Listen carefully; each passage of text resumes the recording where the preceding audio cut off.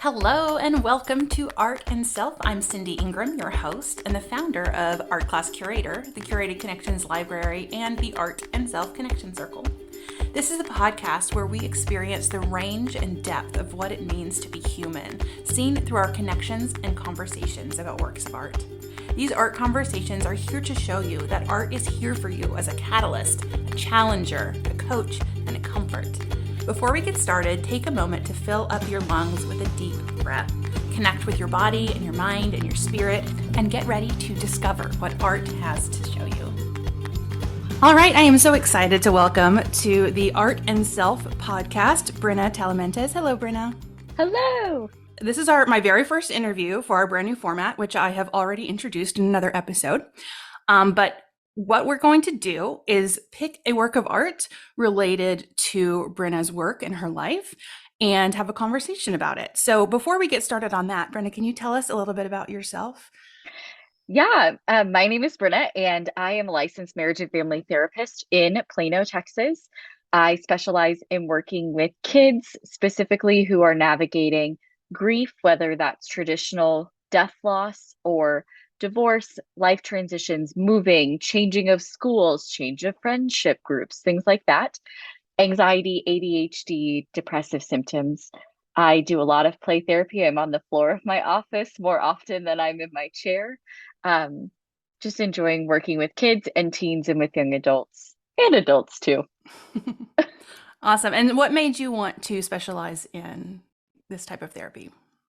Yeah, so I always knew I wanted to help people. My mom really instilled helping as that's just what we do. We help others. And I went into college as a psychology major, knowing I wanted to help people. I didn't quite know in what capacity yet. I danced most of my life until I had hip surgery a couple years Mm. ago and thought I would go that route of dance therapy and working with others through dance and expression. Then my mom died when I was in college. So my dad died when I was 9. My grandmother died when I was 14, and then my mom died unexpectedly when I was a sophomore at SMU. And it was after that that I realized I have been given this journey so that I can help people specifically who are grieving. And not because that makes me an expert on grief, because I will never say I'm an expert on anything. We're always learning and changing, and theories adapt and change, and ways that we understand things and interpret things always change. But I take a lot of time to read about grief and to know about grief through books, but also sitting with others in their experience. So I have the experience going in. I'm never going to tell a kid or a person sitting across from me, I know exactly how you feel, because that is one of the most unhelpful things you can ever say. But I will look at some of my teens, especially, and go, okay, I get it. I understand where you're coming from. Tell me more about your experience. I want to know about you. And kids and teens, especially now, are very aware of who they trust and who they don't, and the people who get it and the people who don't. And if I can authentically look at them and go, yeah, that really stinks. I'm really sorry. That's a tough day. I've had days that feel similar to that, but tell me more about yours. So it's important for them to know who's sitting across from them. And that's why I do what I do. I worked at a nonprofit for a while that provides free grief support groups for kids, teens, and their families after someone has died. And my mom and I actually went to that group for 5 years after my dad died. So this just I talk about death all day. And um, some people look at me, they're like, how do you do that? I'm like, because it's not all bad. We talk about feelings and we talk about coping skills and how to navigate tough days. And some days are light and they're like, man, I had a good day. We celebrate in those good days. Okay, what made today great? Tell me more about that. So that's why I chose to do what I do now. Awesome. And you also, before we get started on the art, you also have a new podcast coming out. And so I want to make sure we talk about that a little bit too, so people can have that in their head while we're talking. What's your podcast Yeah, about? absolutely. It's called What the Feels. It launched on October 5th or 6th. And we are going to talk about, kind of similar to your podcast, but we're going to talk about movies, books, TV shows, how they relate to mental health things, how things that they maybe do well when it comes to mental health, maybe things that they could do a little bit better. different ways that society perceives things like grief and anxiety, depression, things like that. The first episode was Inside Out. So we all got a baseline of some feelings and what are feelings and how are they living in our brain and how do they affect us on a daily basis. And then the Coco episode will release on October 19th. And then for November, we're going to specifically be talking about grief movies for National Child Grief Awareness Month. Excellent. So I will put links to all of this stuff into our show notes. And okay, so what we're going to do is for each guest, I am going to either pick a work of art. If I know for sure that's the work of art, I'll pick it. But for Bryna, she actually has a background in art history. You have an art history degree or a minor? I have a minor. Yeah. It was my fallback plan. It cracks me up that art history is the fallback plan. I think it's usually people have a fallback plan from the art history, but I love that. Yeah. So, and Bryna was actually the first one in my line of sight after I had the idea for this podcast. So that's why she's first. I literally had the idea like the night before, and then I met her for the first time in the morning at a networking event here in Dallas area, and I was like, oh, she's perfect. So it was great. We were like, let's do it. Yes. And then she said she had an art history background. I was like, oh, good. So you're experienced in this. Okay. So but for Bryna, I picked 4 works of art.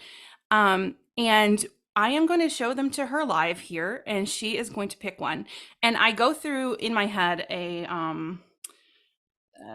I have this procedure that if you're a longtime listener, you might know this already from my work with Art Class Curator, is the 4 C's. Is the artwork connected? Is it complex? Is it communicative? And is it captivating?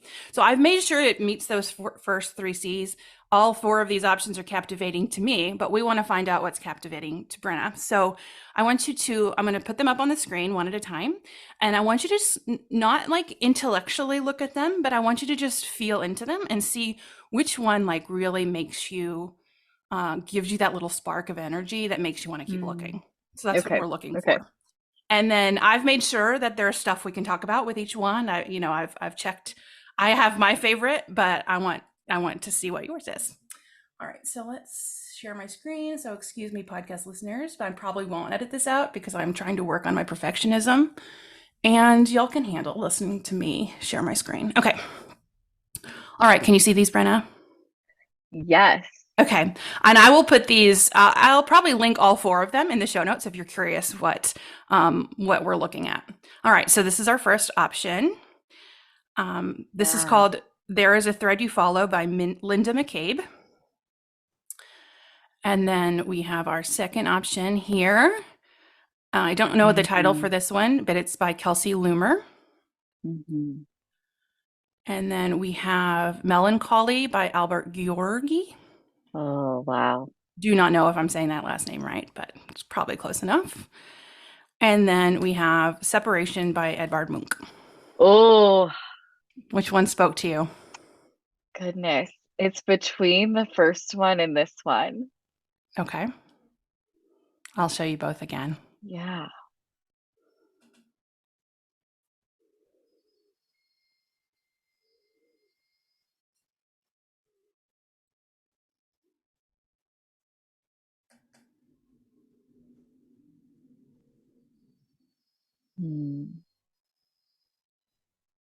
I think there's so much that we could talk about for either one, but I've been doing so much, I don't know, bright colors have been my thing recently. So although I love Munch and I love this piece and there's so much we can talk about that separation, but there's something about the first one. Awesome. That's making me go, I want to look at This is the one I wanted you to choose. Oh, good. Look at us. So win-win. That's why it's first. I was like, I want it to be the first one you see. Okay. I won't always do that. Now I'm like future guests might be like, okay. Beautiful. And I threw in the last one because I know you said you liked Impressionist, and Munch's not Impressionist, but I was like, oh, let's put a little older one in there too. But let's see. I'm going to make this bigger so we can see it bigger.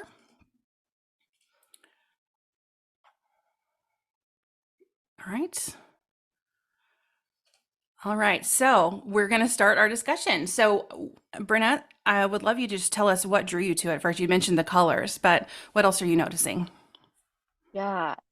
So obviously the colors, there's so many different elements to this. There's the colors, there's the woman being vulnerable, some butterflies, the bright flowers. I see there's text. Mhm. Um, and I think one thing that kind of drew me to this one, there is a really great children's book called The Invisible String by Patrice Karst. And she's written a couple of them now. It started with The Invisible String. Then during COVID, she wrote the book called The Invisible Web. And it talks about how even when we're not with our people, whether our people are alive or whether they have died, we have these invisible strings that connect them to us. And so I use that a lot with kids that are having some separation anxiety at school, whether we're talking about our person who has died. And so there was just something about the theme of a thread. I was like, wow, and that we're all interconnected in that way. And I think that that's so cool. Awesome. Okay. Let's describe it for our listeners. So we're going to put the image on the show notes, obviously, but if you're driving, don't Yeah, don't try to don't look look, at please. it. Let's drive safe. Yeah. Wait till you're home. But so let's describe it. So we have a woman in the center. She's kind of it's more like a bulbous shape of her body, kind of like a vase. She's almost has a vase shape to her body. There's no Mhm, like mhm, distinct arms or legs. And she's red and orange and yellow. And there's sort of flames kind of coming up from the bottom, almost like her legs. Whether mhm, they're flames or not, that's just they flame looking things. mhm, Um, on her chest, it's like a darker shade of red, whether it's a hole, whether it's her heart. We can talk about what that might mean. mhm. On her, she has some like a swirl on her head, and she has like a flower looking thing on her neck.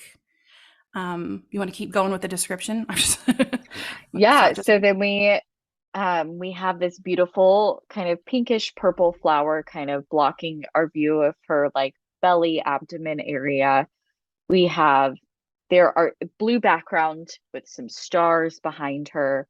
There's some, I think you mentioned already, the green and yellow kind of swirls around her. There's several different butterflies, and what I kind of like is that each one of them is kind of drawn differently. Some have more mhm, detail, some are more simple, like as if a kid drew them, which I think is really cool. And then we've got some things at the bottom that look like plants. Those long, kind of tall, brown top things you find like near water. oh, Can't cattails. think of, thank you. Yeah. Um, Kind of the cattails at the bottom. There's some other shapes and kind of a moon at the bottom. So it feels very like universal. Like, Mhm. is that the word is that maybe not the right word, but like it's of another world, kind of. It has Ethereal. this, yeah, thank you. Like this dark contrasted with the lightness of her body, and it's really Yeah. cool. It makes her really stand out a lot. Yeah, it really does. And then the thread that Brenna mentioned is Oh yeah. it's there's an actual thread on there.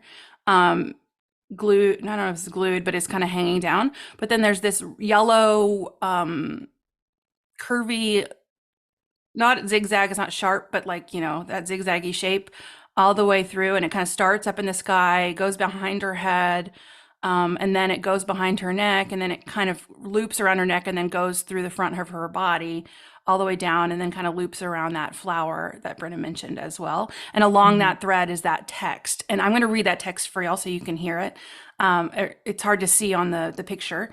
It says, there is a thread you follow. It goes among things that change, but it doesn't change. People wonder about what you are pursuing. You have to explain about the thread, but it is hard for others to see. While you hold it, you can't get lost.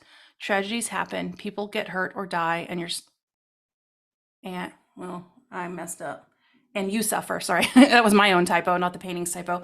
And you suffer and get old. Nothing you do can stop time unfolding.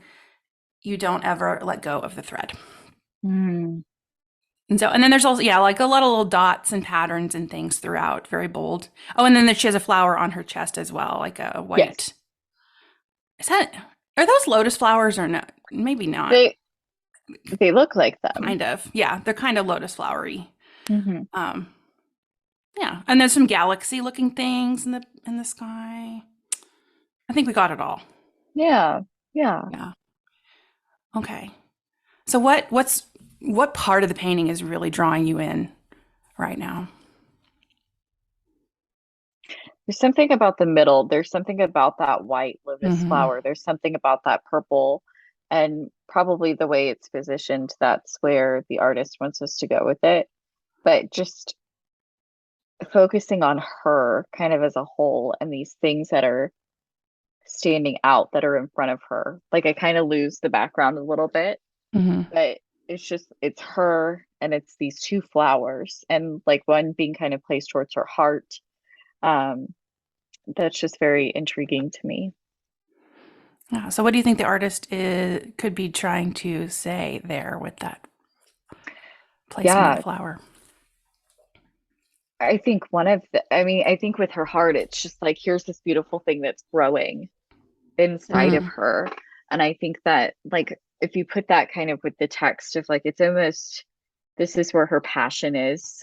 And so she has this thread that she's following, but this flower represents this passion and this growing passion. The white one isn't quite as big as the purpley pink one. And so it's like this passion is growing. It's getting mm, bigger and it's not as big, but I'm sure it will be. And I don't think the purple flower is attached to her. I think that's maybe yeah. this is an idea or this is something that's growing, but that the white flower is a part of her. Yeah, And it's interesting to me. Like it looks like that white flower is coming, that the center part of her is more it's darker and it looks mhm, almost like a void. It almost like the red and yellow and orange of her whole body, it looks like, it could be her skin, but in that central part of her body, it looks almost hollow or mhm, mhm, it's darker on the inside and it's like there might be a void there, but then there's life growing out mhm, from it. right, And I might be being influenced by the other artwork that I showed you, which is right, Melancholy, right, because it's a sculpture that has like the bronze figure, but then the whole torso is mhm, hollow, and you can see right. through it. So I'm probably being influenced by that as well. But Yeah, I think definitely like growth, something filling her up, mhm. something that's bringing her joy and passion in some way. And that So flower that's, too feels very precious, like hmm, and protected in that space. Like that hollow area could be like it's like little incubator. yeah, When I'm coming up with a new idea, like this podcast, for example, I just had the idea a few weeks ago, like how to do it, but this has been in my head for a good year and a half of like, how do I know what I want this to be, but I don't right, know what it's going to look like yet. And so I was just kind of like nurturing this little thing and protecting it and making sure it's safe and that, letting it grow on its own and until it's ready to like fully go out into the world. So I right, almost feel like that space is keeping it um, protected. protected while it starts to grow. Yeah, and it's, maybe this is my own bias coming out a little bit, but it's almost as if like she wants to hold it to herself for just a little longer Mm, because it is precious and keeping it protected from criticism, keeping it protected from anybody else's opinions. Like this mm, is hers, it's her beautiful thought or idea or thing that she wants to keep precious to her. yeah, And so it's in that hollowed space or incubator like space or protected area so that it's hers and she reminds herself daily like this is mine, this is what I want to do. yeah. I really resonate with that. Hmm. So, what do you Yeah. think about the big flower? What I is don't that? know. I don't know what exactly to think about the big flower just yet. I think it's put in the center along with this white one for a reason. I don't think it's a part of her. I think it's Hmm. it's in front of her. And so is it a previous idea or something that she did? Is it a previous protected flower that she had that she's now planted and seen grown? Because these two flowers are similar. They may not be the same color, but the shape, they look the same. Mm-hmm. And so maybe it's something along those lines of maybe it's something previous that she's watched grow and now she has this new thought. Yeah. Yeah, I'm also agreeing. Like, I can't quite place Mhm. what that flower is about just yet. Right. Like, is And it I the same? Is it different? What is its purpose? And I feel like we might eventually like have some other ideas on that as we when I think show it's the interesting rest. that the yellow wavy line that has the text goes through that white Mm-hmm. flower and then kind of wraps, maybe not around, but like it wraps through Yeah. that purple flower. So like they're connected, but not, it's not like here's this straight line. It's like they're woven kind of together in this way. Right. Yeah, I didn't notice that yellow thread doesn't go around it. It goes like almost under the flower, between the flower and the leaf, maybe. Mhm. And then it made me think, oh, is it going through her ever? And then at her neck, it might, I'm wondering if it's actually going through her instead of behind her, like I originally Mm. said. Hmm. It's kind of hard to tell. Right. And that's where it changes. It becomes less solid, less filled, Yeah. excuse me, as it like either passes through or goes behind her. It's like it's coming from the sky. So it's like, Mm-hmm. and that it's solid. Once it hits her, it's more open, Yeah. has less color. And then it goes to the ground, what we assume is the ground. Yeah. Yeah. Definitely assume because that there's, that plant life. Hmm. Okay. The flower. Well, we will continue to think. I like the idea Yeah. that it could be something that she has already planted and seen grown.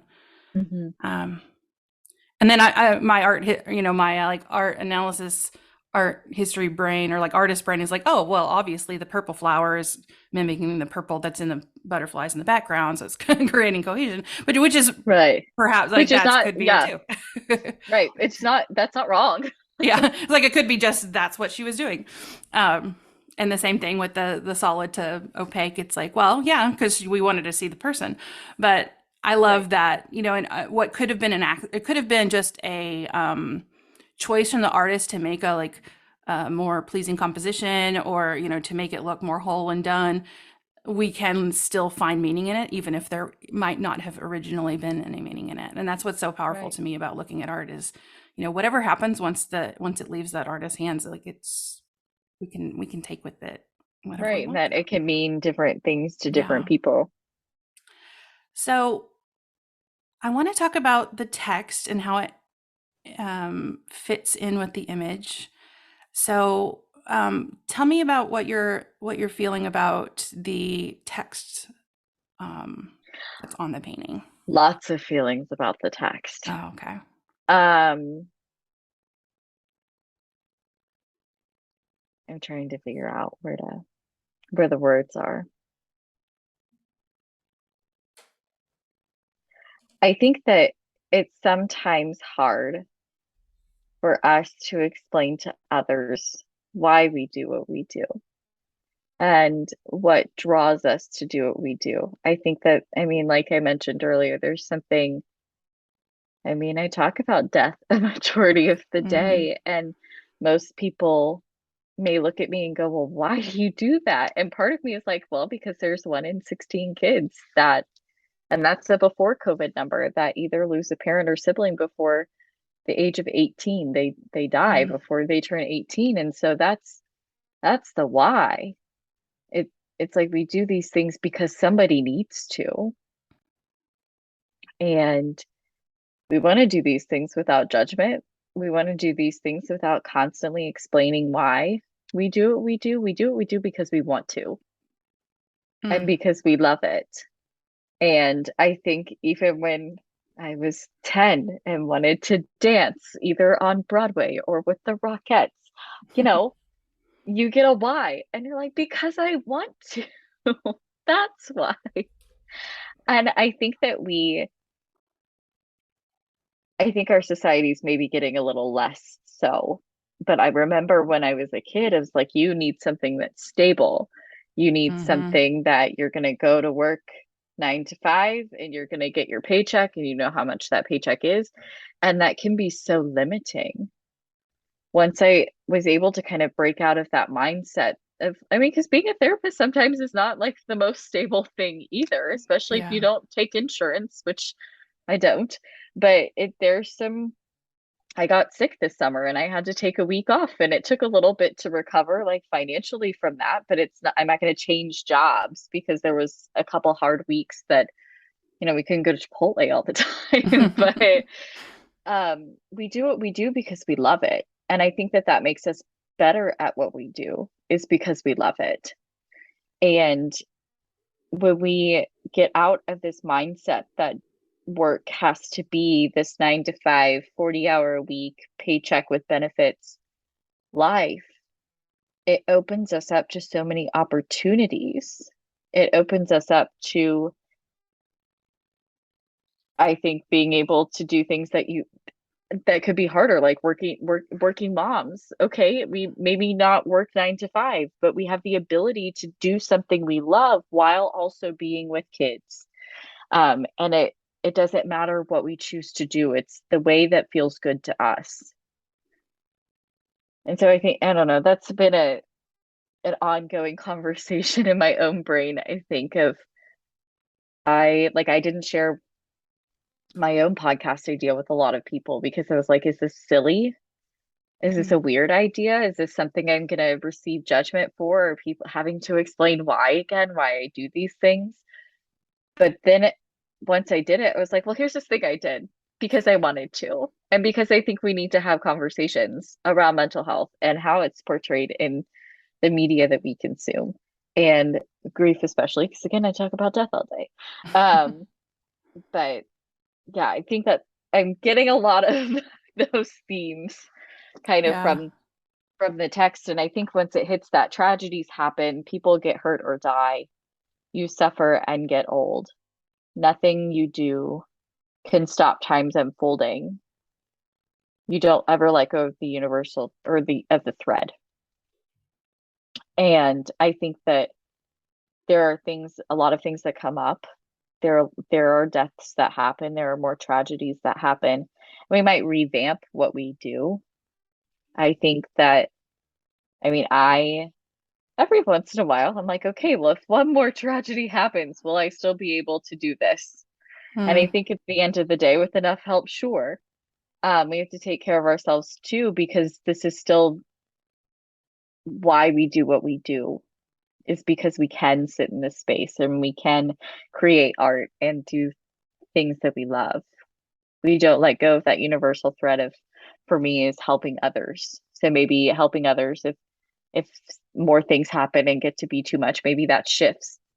But the overall theme is that I'm helping others. Yeah.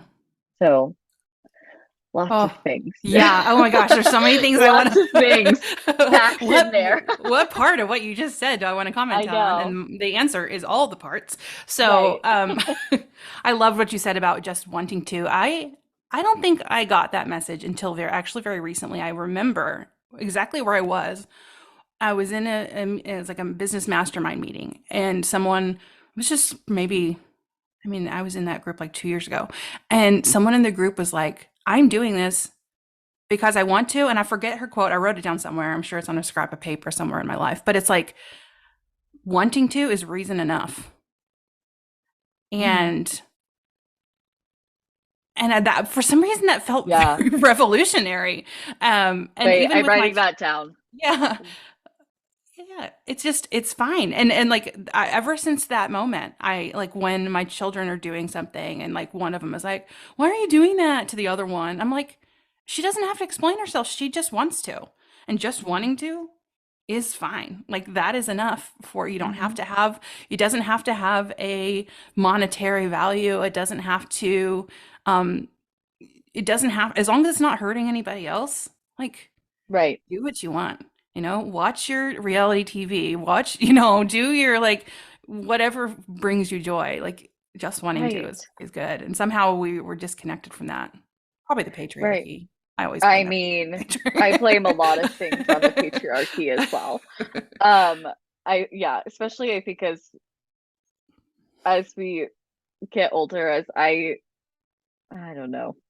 There's so many. I get a lot of comments of like, you're this age. What are you doing next? And most of the time it's in reference to when are you having kids? I'm like, oh, Mm. when I hold, please. We're living our life. We're over here. We're doing things, and you don't know what else is going on. And I don't have to explain that to you. That's not my job to explain that to you. You do you. Hmm. I'll do me, and that's okay. And we're not hurting anybody. And yeah, this is bringing up a lot of smash the patriarchy vibes now. Yeah, I always have to bring it up at least once, and I'm like, wait, am I opening that rabbit hole? No, wait, maybe we go back to the painting. Um, If we could just like look at all my podcast episodes and see how many times I've said the word patriarchy, it's a lot.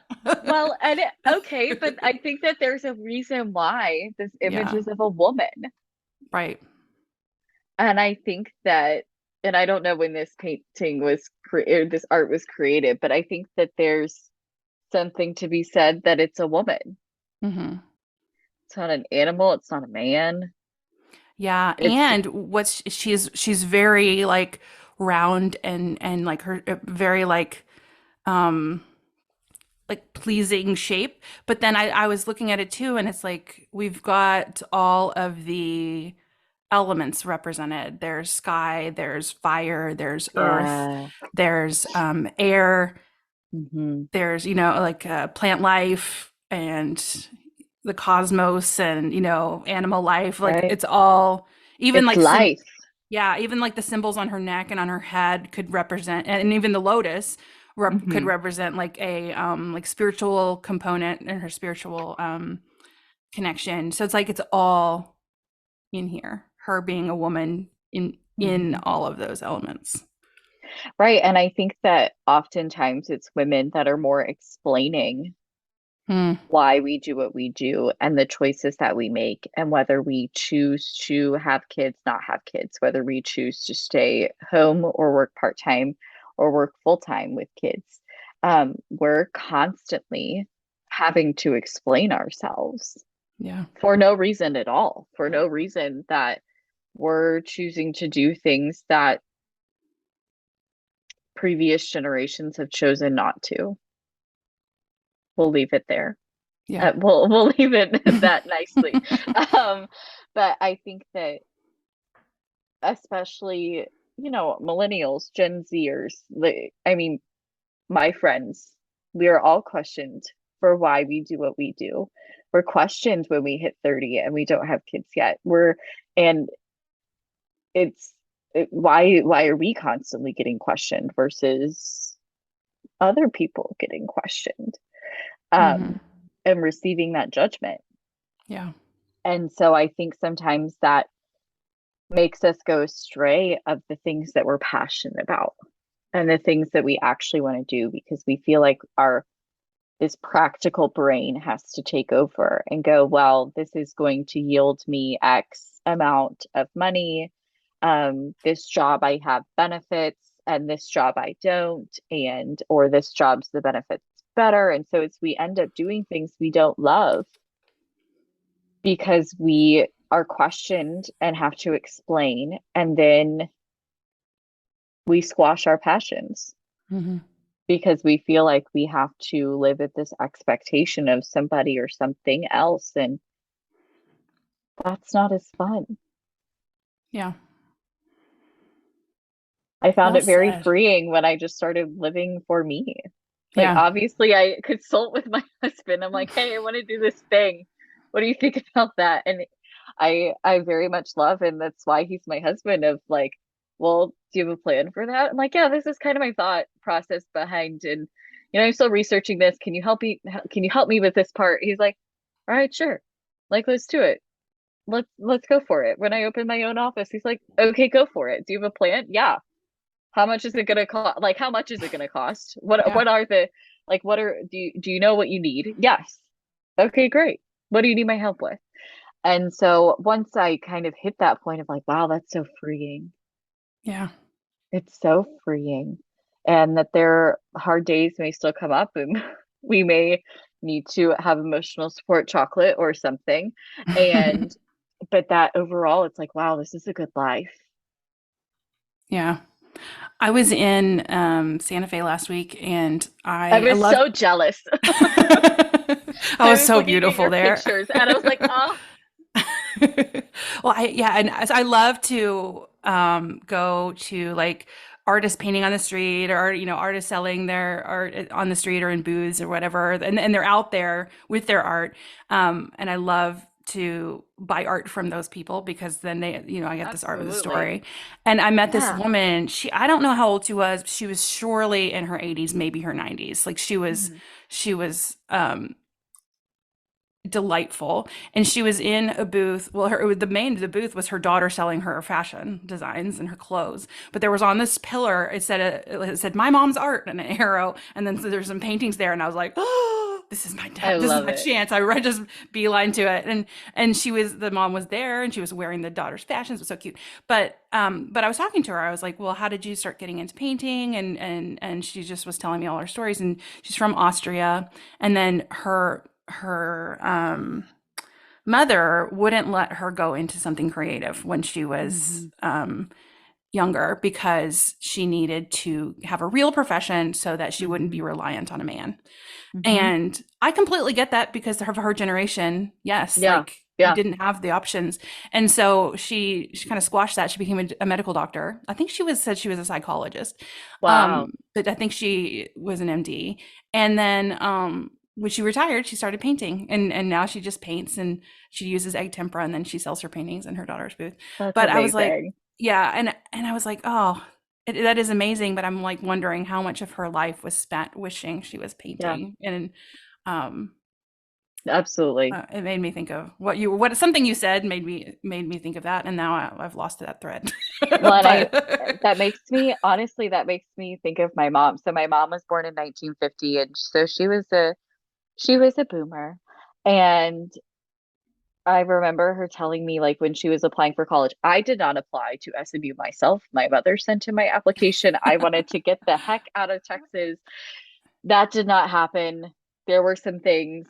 I ended up at 20 minutes from home. And it honestly ended up being the best choice. And I chose to stay. I chose not to transfer. Um, but she wanted to go to SMU. That was mm, what she wanted. But she felt so she graduated from high school 1968. And I remember her telling me, she goes, I could be a teacher, I could be a nurse, or I could be a secretary. And those options were the only options given to me. And I felt that it was impractical to go to SMU for music when those were my three options of things that were practical. And so she stayed in Missouri and went to a school that she strongly disliked at first and then ended up transferring back to the city. We're not middle of the nowhere country girls. That's not our thing. That's not our vibe. yeah, We enjoy cities. We like Target being close.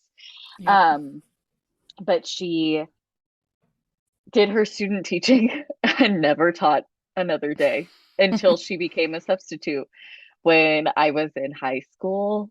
So, 2005. That was and they kept trying to get her to like, come on staff, come on staff. She's like, absolutely not. I will help you. I will be a sub. I will walk in. I will do the things. I will leave. Um, but that wasn't, I mean, she was a great teacher.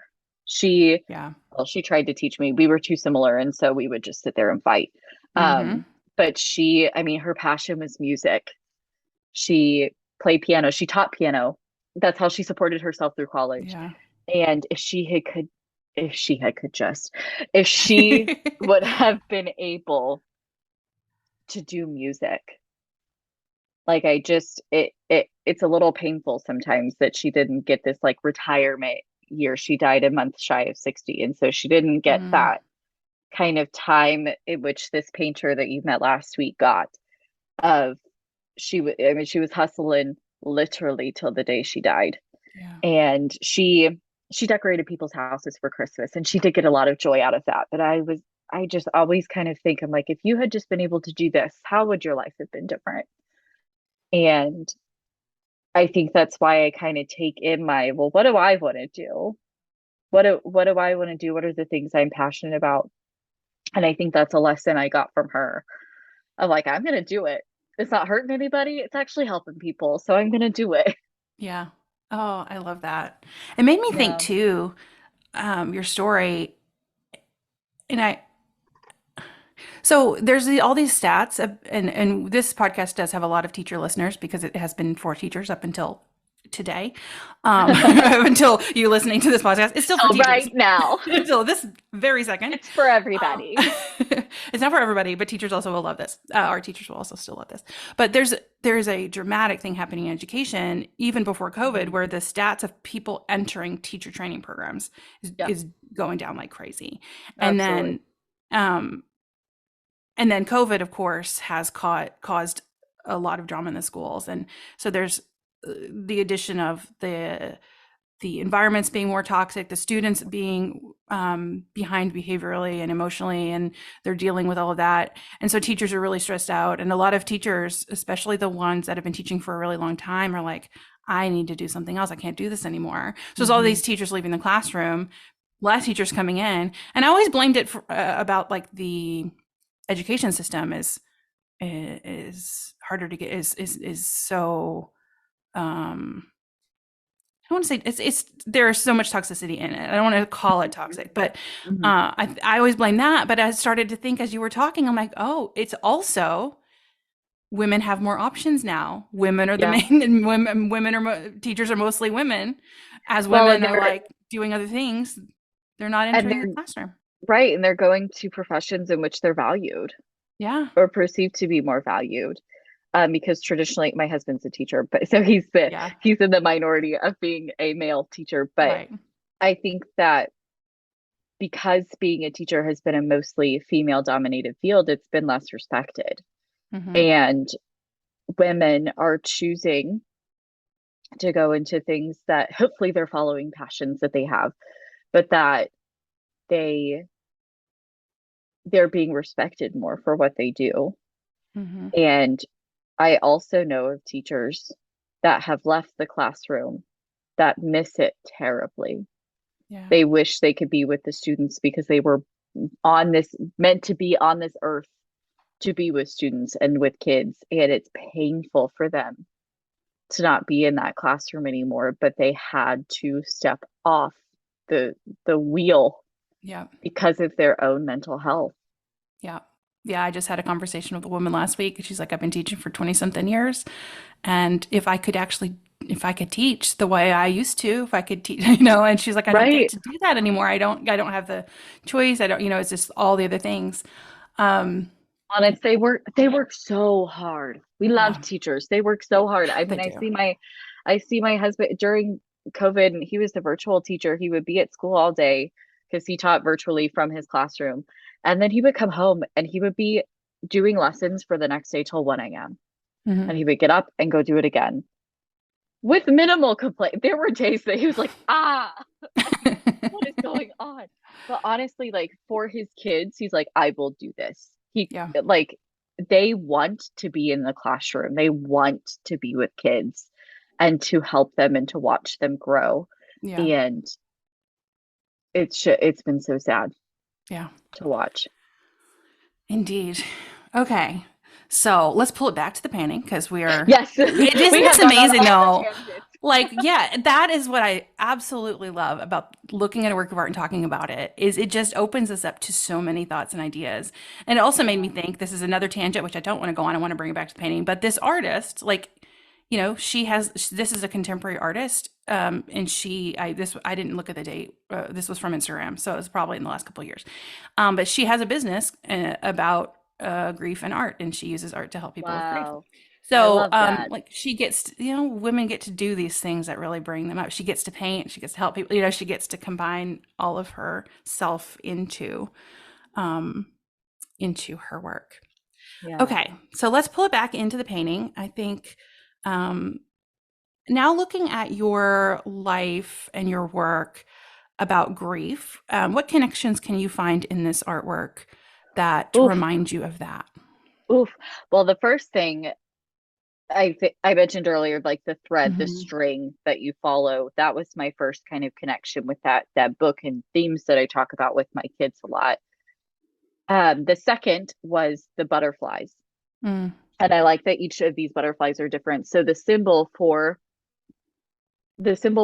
National Child Grief Awareness Month, that is the month of November, and that National Child Grief Awareness Day is on the third Thursday of November. So it's just the week before Thanksgiving.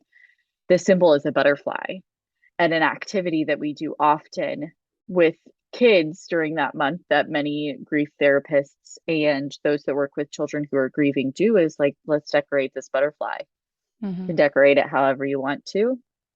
You can choose to have it be indicative of your grief and your grief journey. You can do it with things that remind you of your person who died. However, you want to decorate this butterfly. So I love that each of these butterflies are different because for me, it's like here are all these different stories. The shape is that like it's all a butterfly. It's all grief. All the stories are different. The colors are different. The details are different. And so that was for me, that's a big tie into grief. I also my mom's in my thing. So I danced and was on in a dance company for a while and then moved to drill team for a little bit. And one thing my mom always wrote in the, you had to buy ads for all the Yep. programs and things like that. It's all of that. And so my mom in all of the ads, she would write, your stars are watching you tonight. And that was kind of our thing of like, Oh, dad is here. And then when my grandmother died, it was like, dad, that's dad and Grammy. And so that's actually why my logo for my office, mm, Telemeters Therapy, has a star. Because for me, like butterflies are grief for a lot of people, but for me, it's more of the stars. And many can choose to think that the stars, I mean, the Lion King, the yeah. stars are all the kings that have come before us and have died. But for me, grief is stars. I look at the stars to feel connected to my people. If you believe in heaven and the concept of heaven, you look up to the heavens and that connects you to your people. And so I actually have a painting that I did in my office of I want to make it bigger to like put above my couch, but now I have kid art above my couch and I love Oh, that more. So I have this little painting over in the corner of my room that has like clouds and there's three stars in the clouds. And so mm, it's very ethereal, all blues and whites. And so stars are really big for me in grief. And so those are the couple things that I was drawn to specifically when it comes to this piece and grief for me, whether it's working with my kids or myself. Um, but then it's also for a long time, and sometimes even still, I feel like isolated, like this woman is. yeah. After my mom died, it was just me. I wasn't married. I was dating my husband, and he and his family have always been very supportive. But I had no parents, I had no grandparents, I have no siblings. Mm, I have extended family. I have family or friends that have become my family. But there are times when I'm feeling in the depths of life that I'm like, I am by myself. I am isolated. Um, so this woman in this piece kind of standing alone. She doesn't look unhappy, but she doesn't look happy. She's not right. standing there with a smile on her face. You can kind of tell in her eyes that she's seen some stuff. Yeah. And so sometimes it's hard to not feel like this isolated person dealing with all this around us. So she's got the butterflies around her that for me represent grief, the stars wrapped around her Mm, that for me represent grief. And it's just this single person with this passion and idea. And it's hard for me to like not see myself in her, yeah. which is not a bad thing.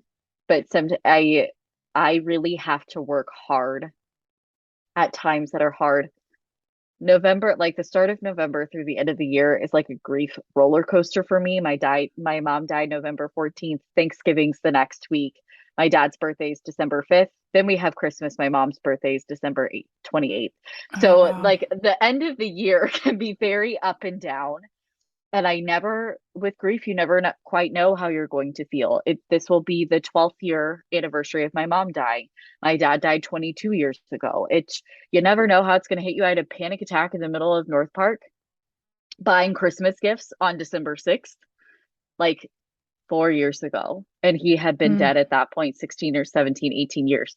But there were all the circumstances, the stars aligned for me to like have this grief burst in this panic attack in the middle of North Park. And you just never know how it's going to hit you, and it's hard. I Something I have been working on with my own therapist is I have to reach out and not be this isolated person when things are hard.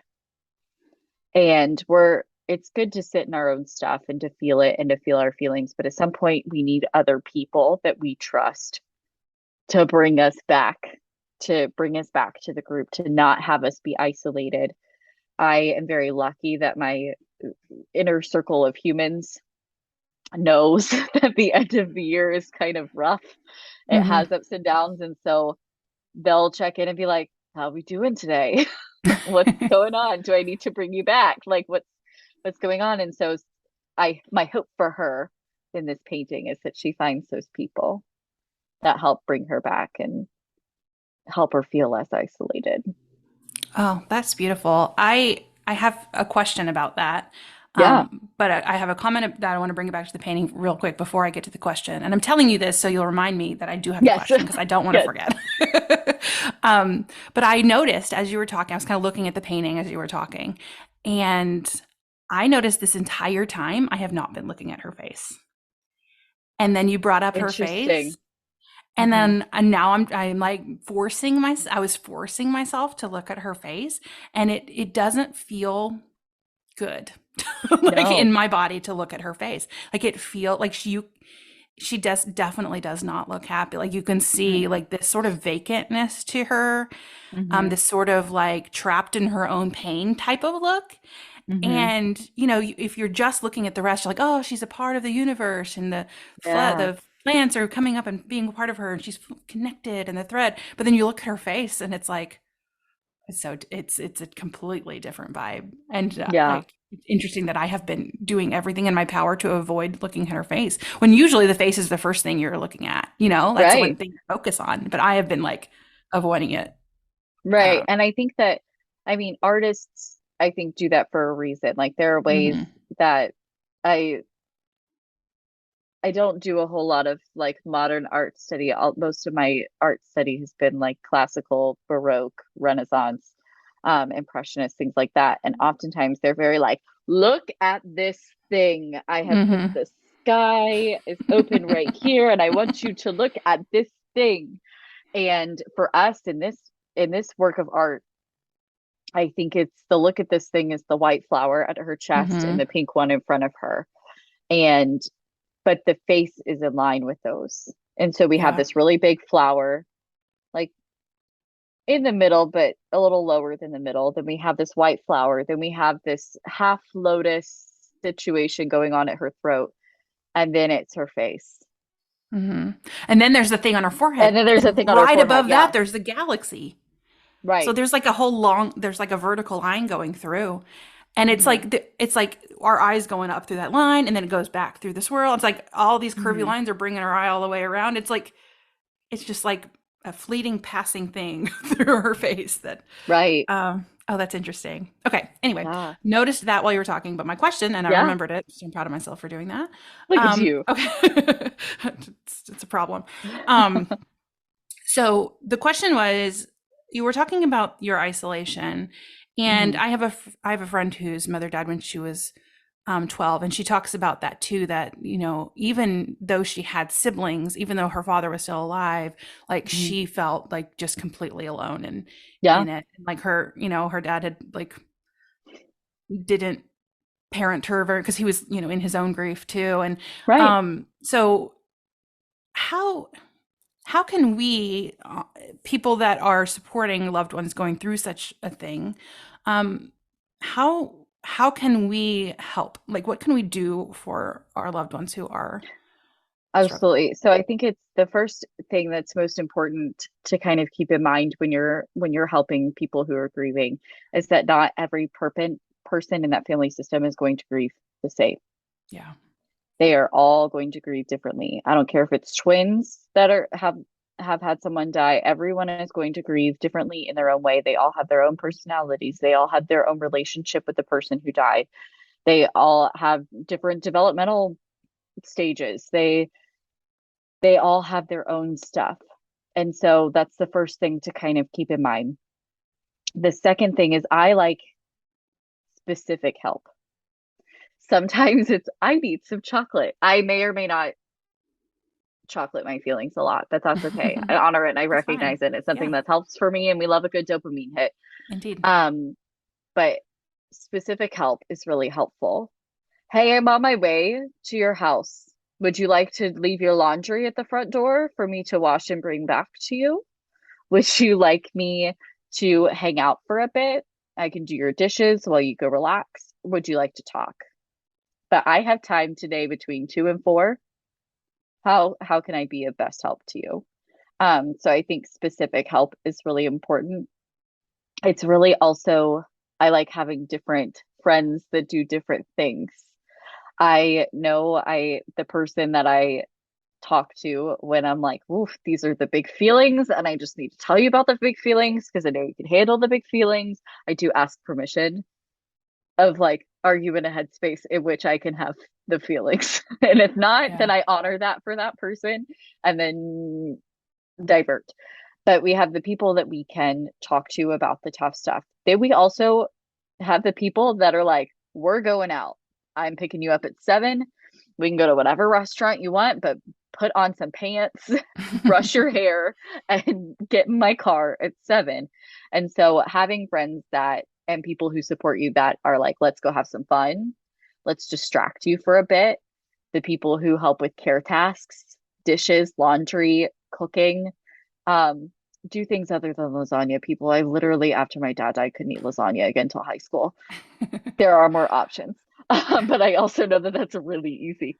Um, and then there are the people that help you lean into your feelings and look at them. And I have a lot of please don't say this phrases. Please don't say I know how you feel. Yeah. Please don't say this happened for a reason. Mm, I as an adult will literally cuss you out if you look at me and say that. yeah. Um, I don't like, they're in a better place, can go either way. Some people find comfort in that. Some people, especially kids, are going to look at you and go, isn't the better place here with me? So just be, that's a more cautionary one. I typically Mm, don't use that. I steer clear of that one, but there are people that do find comfort in that one. Um, so I have a lot of don't phrases, but I love when people bring my parents up in conversation. My husband got to meet my mom, and so I'll look at him and be like, I'm being a very Debbie person today. And he's like, yeah, you are. Like this is she was all over the place and would come in and like be a kind of a hurricane, do all the things and like leave. Um and then so I like that he and I can talk about her. I appreciate it when my cousins talk about my parents. Because there are so many stories because they're 8 and 6 years older than me. And I was 9 when my dad died. He was sick my whole life. I was 8 when he went in the hospital. And so there are so many things that I didn't know about him before he got sick. So I love it when my family talks about them. And so don't be afraid to talk about the person. If tears come up for the person who's grieving, maybe those tears just needed to come out. yeah. And there's nothing wrong with tears coming out. It's better than them staying in. And Yeah. so sitting with them in that moment, ask about their person. Hey, how's your grief feel today? What's this like for you? And it's okay for them to be okay. Like I was running down some feelings with a kid yesterday and they were like, okay, well, I've been mad, sad, happy, bored, and okay. I'm like, all right, cool. Tell me more about that. Like, don't judge them for like, you shouldn't feel happy. I mean, yes, you're allowed to feel happy. It's fine. Yeah. Um, so great. You feel okay today. What do you want to do? What do you want to talk about? So Oh gosh, a so many very great long-winded tips in answer there. for you. That was so good. I think what you were saying about, not being afraid to talk about the loved one who's passed, like that, I think a lot of people feel like they don't want to bring it up because they don't want to bring up the sad emotions or whatever. But then, Right. everyone I've talked to is usually like, no, I want to talk about them. It keeps them, Absolutely. keeps them here with me. And um, Absolutely. I yeah, want to tell you about my mom's Lucy and Ethel escapades and the trouble we would get in. And it's just very funny because we lived a yeah. very funny life. Because at some point, with all the things that she and I went through together, we just had to start laughing at some of it. And we're just like, well, Yeah. here we are. And how are we going to navigate this one? Yeah. Beautiful. Okay. So I think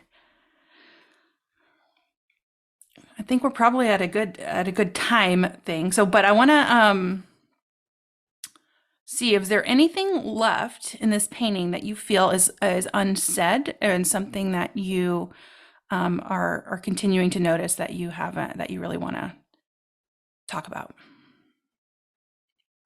I think we've kind of talked through. I'm glad we ended up talking about her face Yeah. because it did take me a while to get to her face, but we got there. Um, I just think this is a beautiful piece. And so I'm super glad that you found this one and brought it to my attention and I'm going to go research this person. Yeah. Yeah. She's got a lot of good grief art on Yeah. her Instagram. And her for you and everyone listening, the Instagram is grief and art. Just no dots or lines or just those words put together. Um, and the artist name is Linda McCabe. And then this painting, I believe, is called "There Is a Thread You Follow."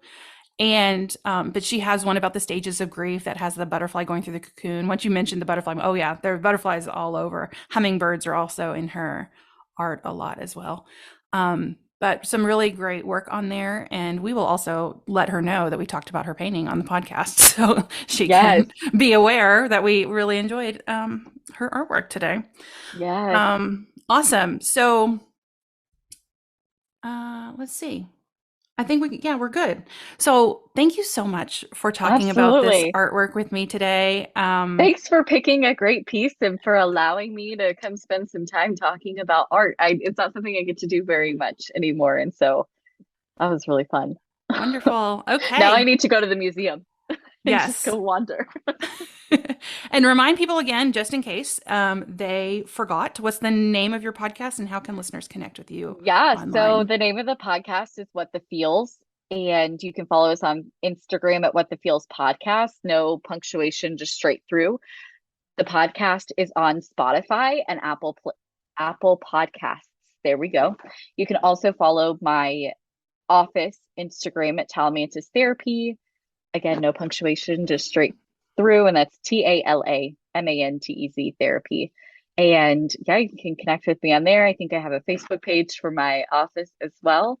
So I'm on the line in Awesome. different places. So Perfect. And we will yeah, link all of those in our show notes. And beautiful. Thank you so much. thank you so much.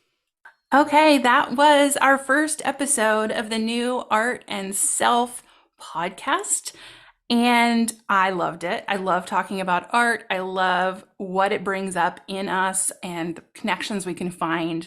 And it's a beautiful process. So if you are interested in being on the podcast, if you have something you're passionate about and you want to talk it through, I would love to pick an artwork for us to discuss together.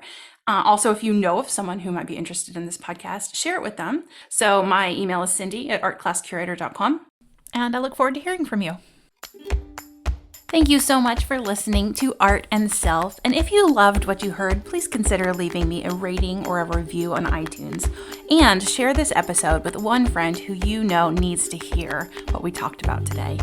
You will find links to the artworks that we discuss over at the show notes, and you can find me on Instagram and Facebook at Cindy Needs Art. Thank you so much for listening and have a wonderful week. I'll see you next time.